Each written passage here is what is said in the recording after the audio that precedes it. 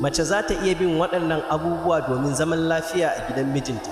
Na ɗaya, gina kyakkyawar mu'amala, tattaunawa mai kyau da miji tare da girmamawa da fahimta yana da matukar muhimmanci. Na biyu, kula da juna, neman hanyoyin gamsar da juna a fannin soyayya da sha'awa. Na uku, haƙuri da juna a lokacin wahala ko saɓani na iya ƙarfafa zaman aure. Na hudu, sauke hakkokin kowanne, sanin hakkokin juna da aiwatar da su yana taimakawa wajen zamantakewa mai kyau. Na biyar, tsara lokaci tare, kula da lokacin kasancewa tare da abokin zama yana ƙarfafa dangantaka. Na shida, matsayin iyali, tabbatar da cewa an gina haɗin kai da dangin miji da na iyali na mace.